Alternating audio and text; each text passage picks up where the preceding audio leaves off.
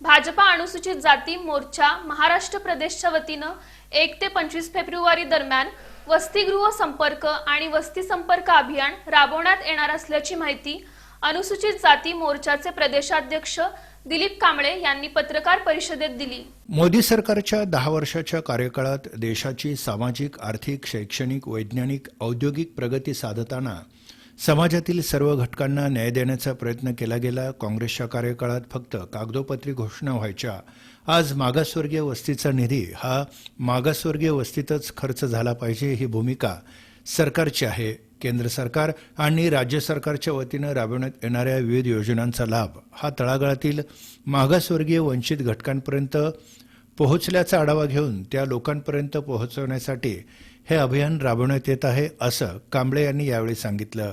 25 फेब्रुवारीला नागपूर इथं पंतप्रधान नरेंद्र मोदी यांच्या जाहीर सभेनं या अभियानाचा समारोप होणार असल्याचं देखील भाजपा अनुसूचित जाती मोर्चाचे प्रदेशाध्यक्ष दिलीप कांबळे यांनी यावेळी सांगितलं।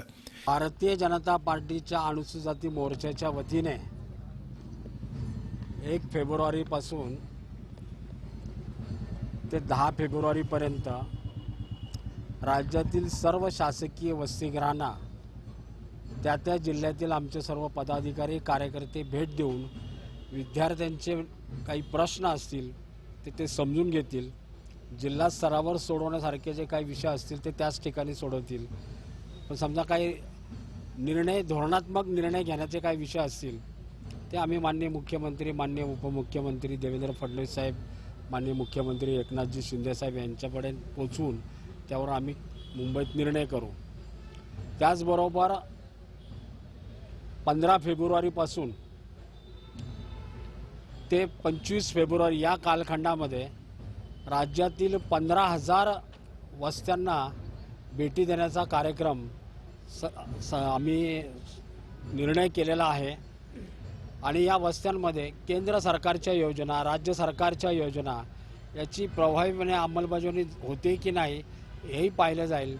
सर्व योजनांची माहिती त्या वस्तीमध्ये दिली जाईल। या पत्रकार परिषदेस धनराज बिरदा, सचिन आरडे, राजाभाऊ माने, गौतम कसबे, समाधान आवळे, प्रवीण कांबळे, महेश बनसोडे, बाबूराव संगेपांग आदींची उपस्थिती होती।